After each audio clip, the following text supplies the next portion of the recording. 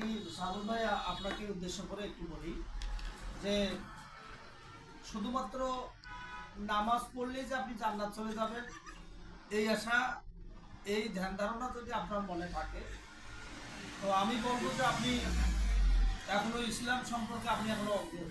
আচ্ছা। কারণ এটার বিভিন্ন শাখা প্রশাখা আছে এবং ইসলামের ভিতরে অনেক কার্যাবলী আছে যেগুলো খুবই গুরুত্বপূর্ণ। নামাজের পাশাপাশি যেমন আপনার রোজা, জাকাত, হজ, হ্যাঁ এগুলো যেমন আপনার এসেনশিয়াল, তদ্রূপ বহু বিবাহ এটা এটা আপনার জন্য এটা এক ধরনের ফরজ কাজ বলা চলে। কারণ আপনি যেহেতু সমাজের একটা অংশ, এখানে নারীরাও সমাজের একটা অংশ। তো দেশে যখন পাপাচার বৃদ্ধি পাচ্ছে এখানে আপনাকে বুঝতে হবে যে আপনার একজন সমাজের দায়িত্ববান ব্যক্তি হিসেবে আপনার এই সমাজকে ঠিক করার জন্য আপনার দায়িত্ব এবং আপনার কর্তব্য কতটুকু এবং আপনি কতটুকু তা পালন করতেছেন। কেননা আপনার চোখের দেখায় দেখা যাচ্ছে যে একটা জায়গায় পাপ পঙ্কিলতা বৃদ্ধি পাচ্ছে, কোন নারী সমাজে কি হচ্ছে, মানুষের খোরাকে পরিণত হচ্ছে। এই ক্ষেত্রে আপনি দিনদার ব্যক্তি, আপনার অবস্থান ভালো, আপনার করণীয় হলো তার একটা অবস্থান তৈরি করা, হয় তাকে অন্য বিবাহ দেওয়ার ব্যবস্থা করেন আর নচেত আপনি নিজে বিবাহ।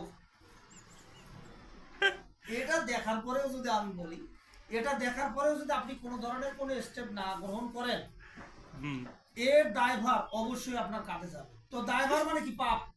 তো আপনি নামাজ কালাম পড়ে কি করবেন? আপনি তো ভাই কবরে নামার আগে আপনাকে মাই শুরু করে দিবেন।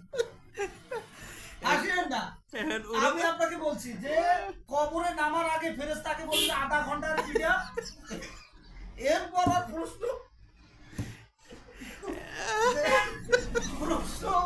প্রশ্ন আধা ঘন্টা পর আগে পিঠা ও কেন সমর্থ থাকার পরেও সে দ্বিতীয় বিবাহ করলো না।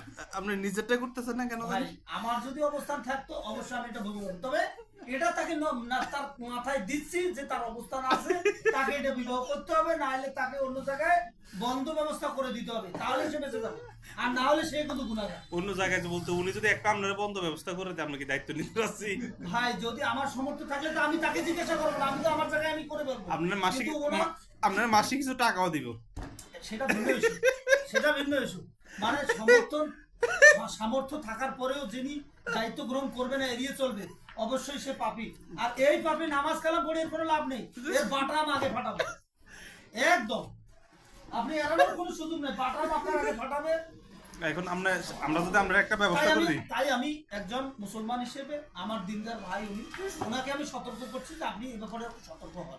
এখন আপনারা যদি আমরা একটা ব্যবস্থা করে দিই। না না না, এটা তো আপনি বললে হবে না, কারণ এখানে আমার আসলে আমার করার মতো কোনো যোগ্যতা এবং আমার যে একটা অর্থনৈতিক একটা না ওই অর্থনৈতিক এটা যদি থাকে তাহলে আমি আপনাকে জিজ্ঞাসা না, এটা আমি নিজে থেকেই করব। না হেরা সুন্দর করে প্রচুর টাকা ইনকাম করে, অর্থনৈতিক যোগ্যতা ওদের আছে। এনারা না যে ফকের কথা বলতেছে আপনারা, আপনি খুব অবান্তর প্রশ্ন করছেন, আপনি দয়া করে এই ধরনের কথা আমাকে বলবেন না।